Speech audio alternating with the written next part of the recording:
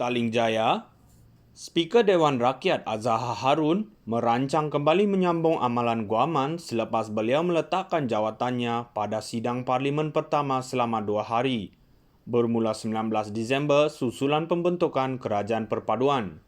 Difahamkan, beliau menolak tawaran Perikatan Nasional PN untuk kembali menamakannya sebagai calon speaker.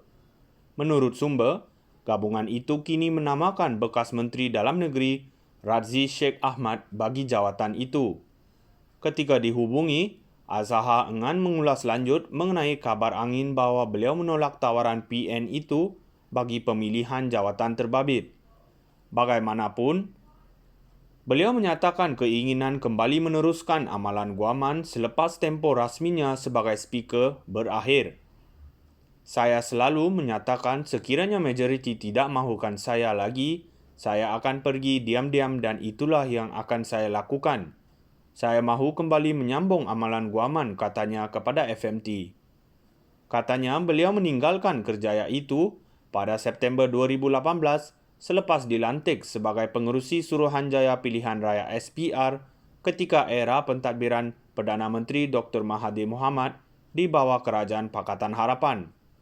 Beliau kemudian meletakkan jawatan sebagai pengerusi SPR dan dilantik sebagai Speaker Dewan Rakyat pada Julai 2020, 4 bulan selepas keruntuhan Kerajaan PH susulan langkah Sheraton.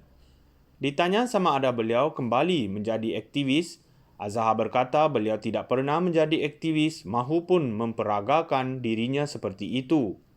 Saya hanya seorang individu yang mempunyai pandangan terhadap sesuatu isu. Kadang-kadang kebetulan orang lain bersetuju dengan pandangan saya dan ada beberapa parti politik juga berkongsi pendapat sama.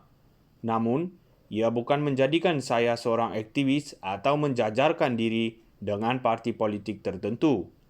Bagaimanapun, saya bukan katakan tidak lagi akan terus menyatakan pandangan sebab saya impulsif dalam hal itu.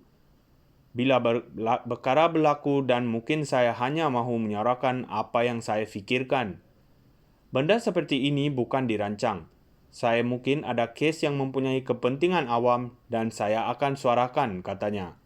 Sebelum ini, ramai sudah menyaksikan ahli parlimen di Dewan Rakyat bersikap di luar kawalan ketika beliau menjadi pengerusi sidang dengan ada yang berani menentang apabila diarah duduk atau diminta keluar dewan. Azhar berkata, proses memilih speaker akan menjadi usul pertama dibentangkan sekiranya ada pertandingan. Jika tiada setiausaha, akan mengumumkan pengganti disusuli upacara angkat sumpah. Antara nama yang dispekulasi, mengisi jawatan itu terlibat bekas ahli parlimen Sungai Tani selama 3 penggal Johari Abdul yang dikatakan menjadi calon utama Pakatan Harapan.